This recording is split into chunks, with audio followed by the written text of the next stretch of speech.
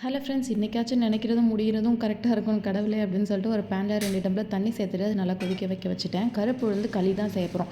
1/2 kilo கருப்பு உளுந்துக்கு கொஞ்சோண்டு அரிசி சேர்த்து நல்லா வறுத்துட்டு ரைஸ் மில்லில் கொடுத்து அரைச்சி வாங்கி வச்சுருக்க மாவு அதுலேருந்து ஒரு 2 டேபிள் ஸ்பூன் சேர்த்துட்டு கொஞ்சம் ஜாஸ்தியாக தண்ணி சேர்த்துட்டு நல்லா மிக்ஸ் பண்ணி கட்டி இல்லாமல் கொதிக்கிற தண்ணியில் வந்து ஆட் பண்ணி நல்லா கிண்டிகிட்டே இருந்தோம் அப்படின்னா கொஞ்சம் நேரம் ஸ்டார்டிங்கில் ஃபுல் ஃப்ளேமில் வச்சுட்டு நல்லா தண்ணியெல்லாம் வற்றுனதுக்கப்புறமா லிட் கவர் பண்ணி லோ ஃப்ளேமில் வச்சுட்டு நல்லா ஒரு 5 மினிட்ஸ் குக் ஆகட்டும். அதுக்கு முதல்ல வெல்லம் வந்து தட்டி எடுத்து வச்சுக்கலாம். இப்போ பாருங்கள் நல்லா திக்காய் குக்காய் வந்திருக்கு. இப்போது ஸ்வீட்னஸ்க்கு கருப்பட்டி வந்து நான் சேர்த்துருக்கேன் 1 கப்பு போல். கூடவே நிறைய நல்லெண்ணெய் சேர்த்துக்கோங்க.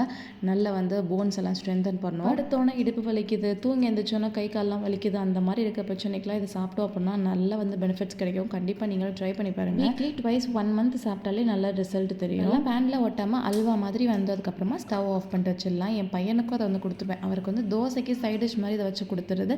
அண்ட் நான் வந்து அப்படியே சாப்பிட்ருவோம்.